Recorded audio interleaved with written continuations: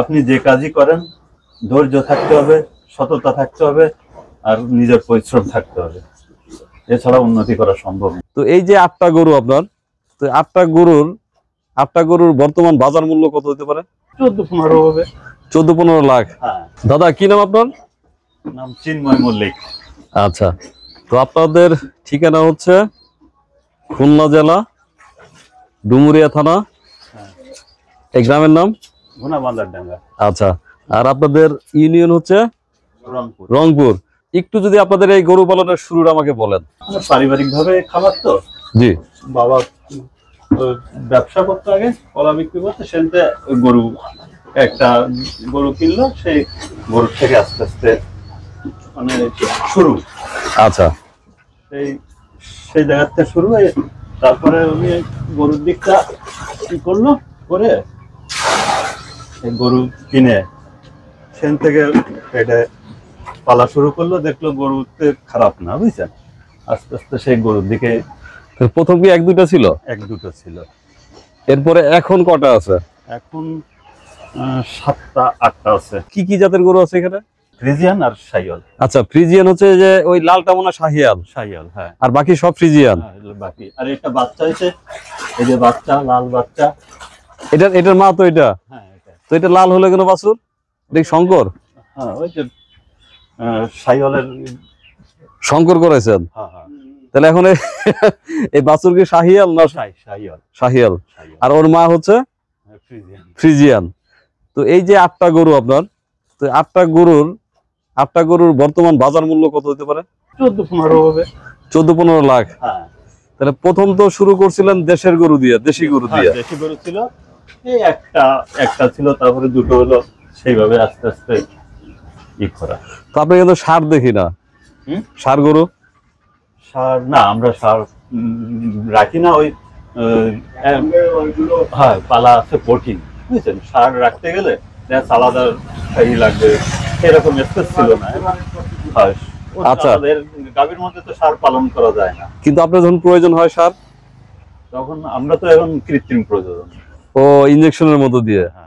দেখছেন, আমি তো আরো সার খুঁজছিলাম। হ্যাঁ, আচ্ছা যাক, এখন তো আপনি ইনজেকশনের মতো দিয়ে কিনা তো, বুঝছেন। আচ্ছা, বেসিক্যালি এই যে আজকে যে খামারের রূপ, ছোট হোক বড় হোক, বাড়ির খামার, এই খামারটার যাত্রা শুরু কবে থেকে, মানে এইরকম করে শুরু কবে?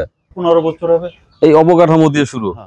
তখন গরু কটা ছিল একদম শুরুতে, খামারের মতো যখন শুরু করলেন? একবারে শুরুতে তো একটা ছিল না, সেটা তো আপনার পারিবারিক ভাবে এমনি পালতেন, কিন্তু এই যে আমি বলছি যে এরকম করে পালার জন্য প্রথম কটা ছিল? 1টা 2টা 3টে এরকম? 3টে-4টের মতো ছিল, বুঝছেন। তারপরে কিছু আবার তো মাঝে বিক্রি করেও দিচ্ছে আমাকে। 13-14টা ছিল, বুঝছেন।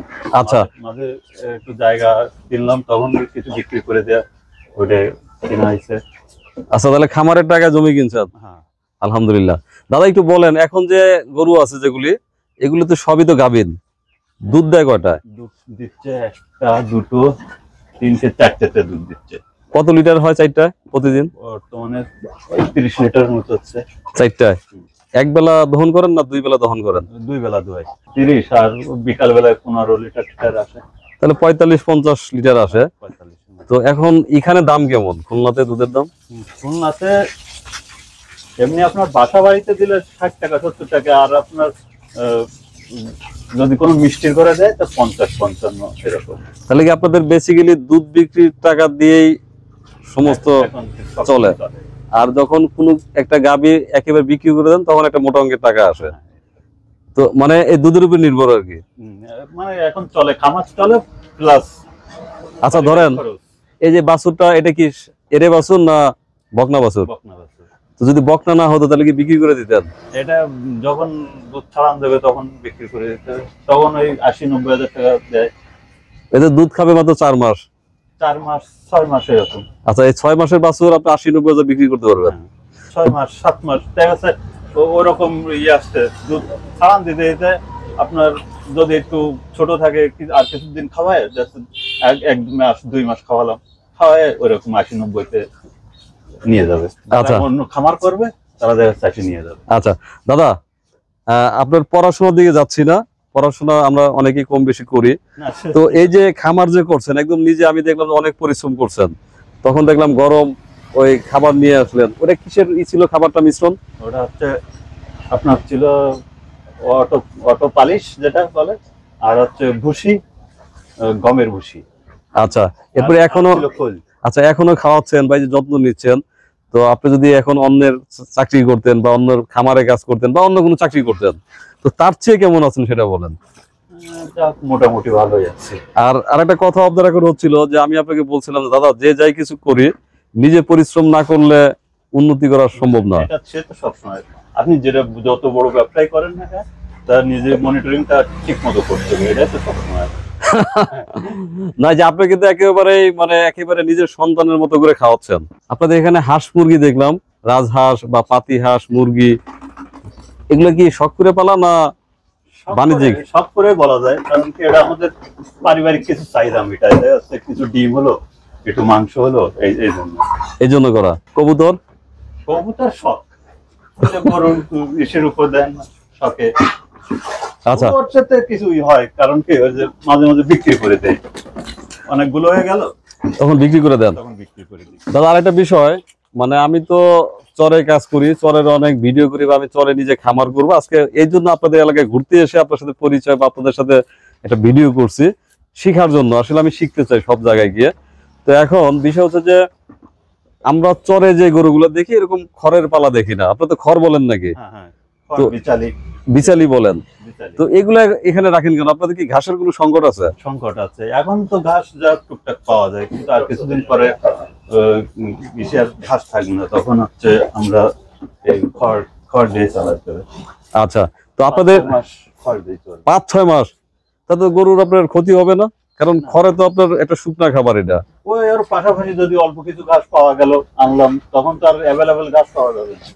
আচ্ছা, তো দাদা একটু বলবেন, আপনাদের এলাকায় এসে আমি তো মুগ্ধ যে এখানে আসলে মাছের ঘের প্রচুর, যেটা আমার শোনা কথা ছিল, দেখতাম টেলিভিশনে, ইউটিউবে, ফেসবুকে। তো এবার বাস্তবে এসে দেখলাম যে এখানে প্রচুর ঘের। তো ঘের থাকা সত্ত্বেও আপনারা কেন এই খামারের দিকে ঢুকছেন? না ভাই, সবাই তো পারে না সবকিছু, দেখা সবার দ্বারা সবকিছু হয় না। যারা মাছ চাষ করতে, যাদের মাছে আছে, তারা মাছটা করতেছে। আমার এদিকে ভালো লাগতেছে, সবাই যদি মাছ করে তাহলে এগুলো কারা করে? দেখ, এগুলো করার জন্য আমরা আছি তো, চরের লোকজন করবে এগুলো। আপনারা সবাই করবেন না, চরেও তো আপনারা দেখা যাচ্ছে 20 ঘর থাকে, 20 ঘরই কি গরু পালবে না, গরু সবাই পালতে পারবে না, আর সবার মনেও ধরবে না। এক একজন এক একটা কাজ করবে। আচ্ছা দাদা, আপনাদের এখানে জায়গা জমির দাম কেমন?